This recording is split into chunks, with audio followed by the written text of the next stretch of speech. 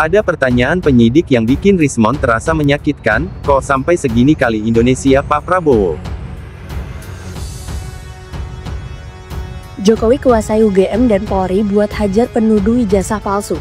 Guys, banyak loh yang menyayangkan kenapa masalah dugaan ijazah palsu Jokowi itu harus sampai naik ke kepolisian. Bahkan, kalau menurut Ahmad Khozinuddin dari tim advokasi inti kriminalisasi akademisi dan aktivis, Jokowi itu udah pinjam kekuatan UGM dan Polri buat habisi para penuduh ijazah palsu. Padahal, Jokowi sendiri nggak pernah tunjukkan ijazahnya yang asli ke publik. Ahmad juga menilai meski udah ditangani polisi, banyak rakyat yang masih nggak percaya sama keaslian ijazahnya Jokowi. Apalagi, aslinya tuh sejak 2022 lalu, udah banyak loh yang minta Jokowi tunjukkan ijazah asli, tapi berakhir di penjara 6 tahun, kayak yang dialami Sugih Nur Harja dan Bambang Tri, dengan tuduhan sebarkan ujaran kebencian. Ya, nanti ditanyakan ke Barreskrim. Boleh ditunjukkan mungkin Pak ijazahnya gitu Pak, ini kan sudah dibawa. Ijazah nanti akan kami buka pada saat diminta oleh pengadilan, oleh hakim. Dan yang paling menyakitkan sih, menyedihkan buat saya, bukan untuk pribadi saya, tetapi ada pertanyaan yang paling menyakitkan bagi ya peneliti secara general gitu, bagi bangsa kita gitu, ditanyakan atas otoritas atau hak apa Anda meneliti ijazah yang diupload oleh Dian Sandi Utama. Di situ saya sedih. Apakah dalam hati sih itu Pak? Nggak saya jawab. Cuma dalam hati saya berpikir sebelum menjawab itu, kok peneliti itu punya harus memiliki izin atau otoritas dari lembaga kepolisian ya untuk meneliti apapun yang dia teliti. Ini aduh, sedih sekali saya melihat potret Indonesia zaman ini. Pak Prabowo Subianto, apakah sekarang di Indonesia ini peneliti itu harus meminta izin dari, misalnya saya mau meneliti ini minta izin gitu ke siapa gitu kan? Padahal kita kan ingin menjawab, sebenarnya ingin menjawab pertanyaan publik, benar nggak apa yang diupload oleh Dian Sandi yang diklaim itu ijazahnya Jokowi itu asli? Ya saya menjawab dengan metode ELA dan deepfake probability itu. Dan Anda jawab atau Anda tidak jawab itu? Tidak jawab ya? Tidak jawab. Karena tidak relevan ya? Tidak jawab itu karena tidak relevan dengan apa ya, kejadian locus dan tempus delicti gitu Bang. Jokowi serang balik penuntut ijazah palsu. Kalau asli kok nggak berani tunjukin ijazah ke publik? Guys, ternyata Jokowi dinilai mulai ubah strategi loh buat hadapi polemik ijazah palsu. Menurut pengamat politik yaitu Buni Yani, sekarang Jokowi dalam mode penyerang. Buni sendiri menilai Jokowi ini aneh, bukan yang menjawab isu tuntutan yaitu menunjukkan ijazah palsu ke publik, kok malah mengancam balik para penuntut, bukannya malah bikin rakyat makin curiga kalau Jokowi nggak mau transparan. Apalagi, bagi Buni UGM juga terkesan kasih perlindungan ke Jokowi. Buni juga menilai Jokowi lebih percaya diri akan menang, karena jaringan penegak hukum masih di bawah bayangan kekuasaan. Walaupun buzzer Jokowi sendiri udah nggak semasif kayak dulu karena minimnya pendanaan sebab udah bukan pejabat negara lagi. Padahal sebenarnya bagi Buni, Jokowi cukup tunjukkan ijazah asli ke publik, maka masalah selesai. Nanti hari Senin, penyelidik akan mengambil keterangan dalam rangka klarifikasi terhadap saksi saudara RS yang sebelumnya kemarin minta ditunda. Kemarin 29 ya, 29. Ini masih proses ini dulu. Jadi tahapannya tuh klarifikasi dulu Mas, dari pelapor, korban, barang bukti dicek lagi, nanti baru dari terlapor dalam lidik, tapi ada nama-nama yang disebutkan dalam peristiwa, kemudian dikumpulkan, dilakukan pendalaman juga, pengambilan keterangan terhadap ahli, pemeriksaan barang bukti, nanti baru gelar perkara. Asli. Di Barreskrim itu kan sangat detail sekali ya. Membandingkan ijazah asli saya dengan ijazah asli teman-teman saya ada, kemudian juga foto-foto waktu KKN ada, foto-foto waktu wisuda ada. Kayaknya Barreskrim kan memang melakukan investigasi itu ya, nanti di sidang. Tangkap saya punya bukti, 20 bukti akan saya beberkan mengenai keburukan Tito dan lain-lain tahun CS-nya dan Sigit. Menurut pandangan kami dari TPPY ini, keputusan Polri kemarin ini adalah terlalu prematur, terlalu terburu-buru.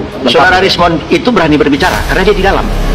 Dia pernah dilapor maksudnya? Dia pernah dilapor, dia pernah tahu bagaimana sistem kerja. Kan, yang katanya kasus Jessica. Ya, dia menantang Tito Sigit itu kan udah berkali-kali. Tangkap saya. Saya punya bukti, 20 bukti akan saya beberkan mengenai keburukan Tito dan lain-lain tahun CS-nya dan Sigit. Sampai segitunya ya orang itu kepada Pak Jokowi dan juga institusi resmi seperti Polri. Saya pikir mengapa semua itu terjadi ya karena track record dari Jokowi. Jadi sudah terjadi public distrust yang meluas dan susah untuk memperbaikinya. Ya, yang diingat orang adalah Presiden Jokowi itu pembohong, dan itu pun dinobatkan oleh media asing sebagai king of inconsistency itu, atau raja tipu, kira-kira begitu yang diolok-olokkan pada beliau. Dan itu memang ada faktanya bahwa Pak Jokowi dari awal sudah berbohong soal SMK, sudah berbohong soal apalagi ekonomi akan tumbuh 10%, sudah berbohong soal tidak akan ada lagi orang miskin dalam 10 tahun ke depan, sudah berbohong soal IKN, bahwa udah ada investor dan tidak perlu takut, sudah berbohong soal di kantong saya ada 11.000 triliun, begitu kata beliau, sudah berbohong soal jaminan bahwa macam-macam itu, bahwa akan ada produksi minyak, macam-macam lah. Tetapi fakta-fakta itu akhirnya jadi sesuatu yang menambah kecurigaan publik bahwa jangan-jangan soal ijazah itu juga ada tambahan kebohongan tuh. Lalu tiba-tiba dibawa ke Barreskrim. Oke, kita percaya bahwa Barreskrim tentu punya sistem, tetapi publik tidak bisa diyakinkan oleh sistem itu. Kenapa? Karena watak presiden itu dasarnya tuh, dan tentu masih ada yang menyambungkan analisisnya bahwa Pak Jokowi masih punya sphere of influence, medan wilayah pengaruh ke dalam kepolisian misalnya. Semua itu juga harus dianggap secara jujur bahwa publik masih mencurigai itu. Kenapa? Karena dari awal ada semacam kesimpulan di benak publik bahwa Jokowi adalah presiden pembohong. Dan ternyata polemik ini kalau kita telusurin dari file-file yang ada, itu pertama kali muncul dari tahun 2013. Oke. Tepatnya dari pengakuan Jokowi sendiri sebenarnya memicu polemik awalnya itu di tanggal 29 Juni 2013 saat dia menjadi pembicara di UII Yogyakarta bersama Mahfud MD dan Safi'i Ma'arif. Itu awal pertama kali polemik muncul karena saat itu Safi'i Ma'arif menyatakan bahwa seorang capres, saat itu kan Jokowi sudah tenar sebagai calon presiden tahun 2014. Yang jelas dia sudah jadi gubernur ya? Iya, sudah gubernur DKI dan diduga atau sudah menyampaikan dirinya akan menjadi capres berikut di pemilu 2014. Sudah digadang-gadang ya, sudah digadang-gadang mungkin karena kalau tidak salah dia dicapreskan Megawati itu menjelang Pilpres 2014. Jadi sudah dekat ya. Sudah dekat dia. Ini masih 2013, masih pertengahan lagi di bulan Juni 2013. Safi'i Ma'arif mengharapkan bahwa capres itu yang menjadi idaman itu tentunya yang pinter gitu, yang IPK-nya ya nggak mesti 4 lah, tapi minimal 3. Terus dia nembak. IPK saya 4, tapi S3. S1 jangan tanya ya. S1 lebih berat itu. S1 kan aktivis juga RH kan, jadi berat untuk dapat IPK tinggi. Terus Safi'i Ma'arif nembak sama Mahfud, IPK-nya berapa? Mahfud jawab, saya 3,8. Nah, Jokowi menjawab bahwa IPK-nya nggak nyampe 2. Nah, itu kayaknya yang jadi pertama orang menjadi penasaran bagaimana sih sebenarnya beliau ini gitu. Undang-undang ITE itu sebenarnya bukan dipakai untuk bisa menahan orang. Jadi jangan kepingin memenjarakan orang. Pak Jokowi juga beritahu, Pak, jangan targetnya memenjarakan orang. Coba kalau dikaitkan undang-undang ITE, pasal berapa, 32, 35, mau 28. Menurut saya itu pasal-pasal yang mau dicari-cari ke arah seorang bisa ditahan. Buat apa sih mau nahan orang? Jadi bukan diserahkan oleh keluarga kepada polisi kemudian dicek lapor. Belum saatnya laboratorium forensik bermain di situ menurut saya. Polisi kan bukan alat untuk melegalisir ijazah yang asli. Isu dugaan ijazah palsu atau bukan palsu kan sudah dimonitor oleh negara-negara di dunia. Tapi kalau saya masih aktif, saya akan minta Pak Jokowi, coba Pak serahkan ijazah Bapak. Itu mesti dibuka dulu tuh, apa benar Jokowi datang dengan maksud yang baik. Kalau maksudnya baik dari awal, kenapa nggak 2 tahun lalu? sehingga tidak ada kehebohan. Kenapa dari awal orang bertanya terus kenapa ijazah itu akhirnya baru akan dibuka di pengadilan? Apa menunggu semacam suasana politik yang menguntungkan dia? Apa dengan keputusan Barreskrim maka seluruh isu tentang ijazah itu selesai demi hukum? Ya boleh aja demi hukum, tapi demi moral itu akan tumbuh terus kan. Jadi orang tetap melihat bahwa karena Pak Jokowi itu punya watak berbohong, maka orang menganggap bahkan kalau Anda anggap benar, maka mesti dikurangi kebenaran itu atau bahkan dibalik kebenaran itu. Jadi ini udah jadi nasib dari seorang yang pernah memerintah tetapi menyembunyikan jawaban itu yang dituntut 2 tahun lalu oleh warga negara. Nah kalau sekarang kemudian Pak Jokowi menunjukkan ini yang punya saya tuh. Iya, tetapi problemnya kenapa Anda berbohong selama 2 tahun? Kan kalau Anda jujur bilang aja ini punya saya. Jadi pembohongan itu yang jadi soal sekarang. Jadi sekali lagi ini isunya pindah dari soal sebut aja kepastian hukum dari ijazah itu palsu apa tidak, pindah atau bertambah dengan poin bahwa ya walaupun benar tapi dia pasti berbohong kan, karena udah terbentuk. Itu susahnya kalau psikologi publik udah terbentuk, yang sering disebut sekali lancung ke ujian seumur jagung orang nggak percaya lagi. Tapi sekarang pada Pak Jokowi bukan seumur jagung, seumur hidup orang tak percaya. Tentang apa? Reputasi seorang Joko Widodo. Kenapa? Ini berkaitan dengan ilmu hadis. Mbak, dalam ilmu hadis, kalau seorang sekali saja berdusta, seluruh hadisnya gugur, gak dipercaya omongannya.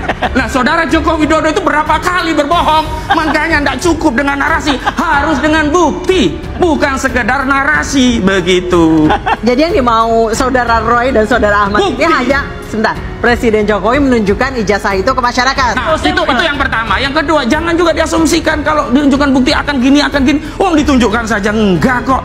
22 pertanyaan yang tadi disampaikan ya sekitar ijazah dari SD, SMP, SMA sampai universitas, juga yang berkaitan dengan skripsi, dengan kegiatan saat mahasiswa saya di sekitar itu. Jadi tunjukkan mungkin Pak ijazahnya yang apanya? Ijazah nanti akan kami buka pada saat diminta oleh pengadilan, oleh hakim. Akhirnya Obama sendiri sebelum maju menjadi presiden mendeklarasikan bahwa jangan sampai warga negara ini ribut. Dia yang meminta pihak yang berwenang untuk membuka dokumen, namanya long form certificate. Di sana ada catatan besar soal daftar kelahiran.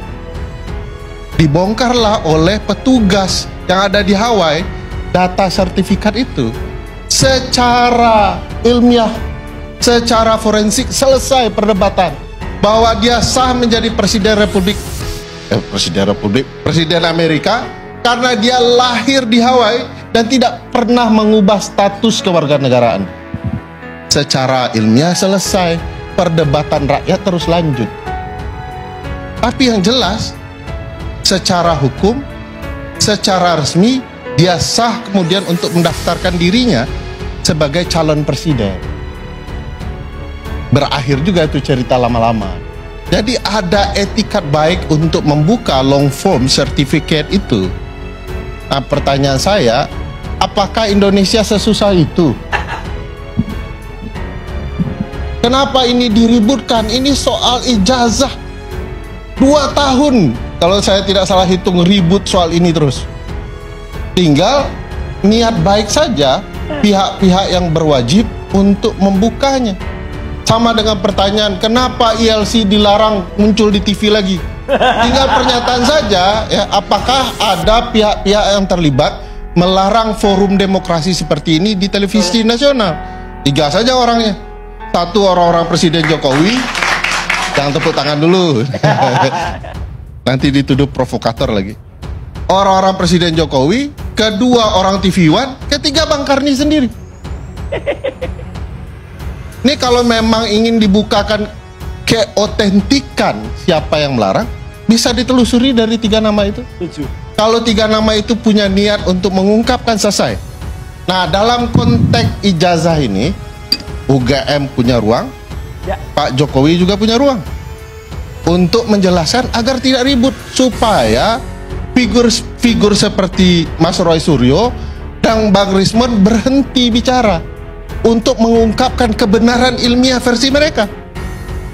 Nah, ini kan tidak bicara, tidak membuka. UGM yang paling bertanggung jawab tidak membukakan sertifikatnya. Pak Presiden yang sudah melaporkan, Presiden Jokowi maksudnya, Presiden Jokowi yang kemudian sudah melaporkan juga tidak memperlihatkan ijazah ini. Nah, itu. Kenapa ini diperpanjang, Pak Presiden Jokowi? Bukankah Bapak punya kesempatan seperti Obama untuk membuka agar perdebatan ini selesai? Faktanya tidak. Nah, ini problematika bagi saya. Pertarungan digital forensik juga penting. Dan saya yakin di kedepan harinya, tadi Bang Karni sudah menyampaikan, Pak Datuk mengatakan bahwa masa lalumu bisa jadi kebohongan di masa lalu bisa menjadi ceritamu di masa depan. Jangan-jangan nanti akan ada pengungkapan seperti Harding, gak ngaku dia berselingkuh, depannya orang akan tahu, akan jadi catatan sejarah juga. Saya itu tidak habis pikir ya kalau ini betul-betul palsu. Secara ketatanegaraan tidak akan menimbulkan efek kepada kebijakan yang sudah lalu, tetapi timbul pertanyaan besar penyelenggara pemilu, aparat penegak hukum, waktu itu kemana saja? UGM bertanggung jawab sampai kemana saja dengan ini? Penyelenggaraan pemilu kita jebol luar biasa ya. 2 tahun di Solo, 1 tahun 2 tahunan di Jakarta, dan 10 tahun memimpin Indonesia. Tapi tidak ada kepastian soal ini. Jadi saya tidak termasuk orang yang tidak nyaman dengan perdebatan ijazah ini, karena menurut saya kalau pakai konteks Obama sudah selesai. Kami tadi sudah bertemu dengan tim dan kami sebetulnya memberikan ruang 5 orang, tapi tadi yang hadir 3 orang untuk menemui kami. Tapi kalau yang lainnya ada di luar banyak. Yang hadir tadi adalah Bapak Roy Suryo, kemudian Pak Rismond dan Ibu Tifa, Dr. Tifa.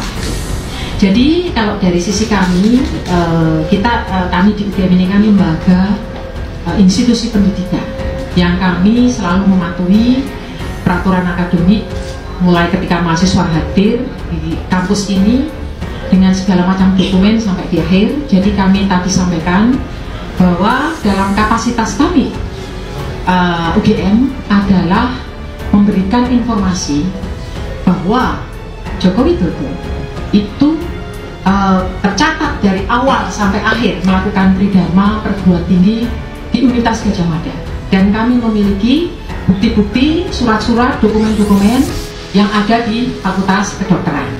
Saya tantang Bareskrim, ayo kita untuk 1 saja lembar pengesahan skripsi kita uji di POM TNI. Kalau itu benar produk Handpress tahun 1985. Oke, gitu. Ya, saya akan nanti ke Pak Susno 2Ji. Tapi begini, apa yang Anda sampaikan tentu ini hal yang besar. Kenapa? Kalau Lapor Polri belum melakukan pemeriksaan dan belum menyimpulkan atas hasil laboratorium forensik, nggak ada masalah. Tapi ketika polisi melalui Lapor Polri sudah menyimpulkan dan sudah menampilkan berbagai data, lalu kemudian Anda punya data sendiri, artinya Anda meragukan hasil Lapor Polri, dan itu hal yang besar. Mereka sendiri punya konsekuensi hukum. Mereka sendiri ragu dengan hasilnya. Mereka sendiri ragu? Iya. Tahu dari mana? Loh, kenapa nggak disajikan tuh semua bukti itu, dipoto-foto? Bahkan termasuk ijazah Pak Joko Widodo. Maksudnya barangnya ada di meja gitu? Barangnya semua, dokumen yang disita berikut tidak dengan skripsi, berikut dengan ijazah ditampilkan di Menurut depan. Anda itu ragu gitu? Ya itu menunjukkan keraguan. Mas Aiman, biasanya kalau ada gelar perkara itu semua digelar ya. Ini pisaunya, ini celuritnya, ini motornya. Ini nggak ada satupun, bahkan ijazah yang ditampilkan pun itu tidak berani ijazah dengan resolusi tinggi, hanya ijazah fotokopi. Itu kan aneh. Jadi sekarang anak-anak sekarang tuh jadi guyonan. Oh berarti kita boleh ya nyopir mobil pakai SIM fotokopi. Loh kok boleh? Ya itu Baris Krim kemarin pakai SIM fotokopi boleh.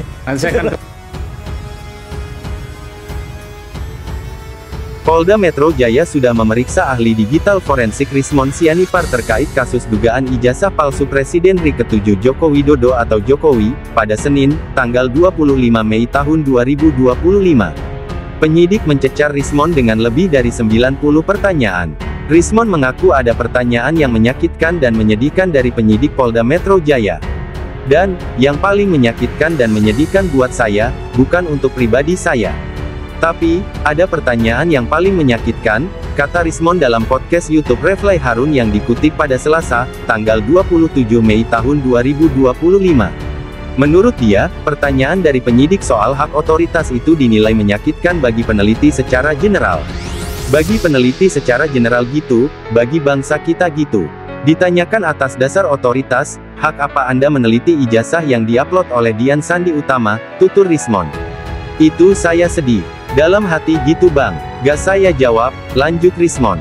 Dia merasa sedih ditanya soal otoritas hak meneliti keaslian ijazah Jokowi dari unggahan media sosial politikus PSI Dian Sandi Utama.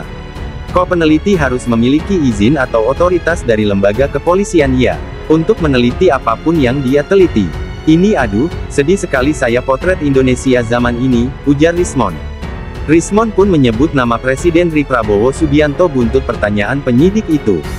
Pak Prabowo Subianto, apakah di Indonesia sekarang saat ini, peneliti itu harus meminta izin dari misalnya saya mau meneliti ini, saya harus minta izin gitu ke siapa? Lanjut Rismond, padahal, kita kan ingin sebenarnya menjawab pertanyaan publik. Benar gak yang diupload Dian Sandi itu ijazahnya Jokowi asli?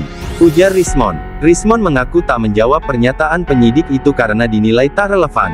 Dia hanya menjawab pernyataan penyidik bahwa penelitiannya dilakukan dengan metode error level analysis (ELA) dan deep focus probability.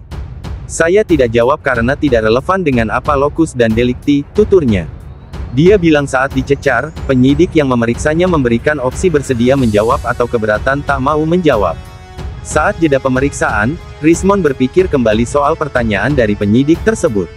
Ia bergumam dengan menyindir kondisi Indonesia saat ini.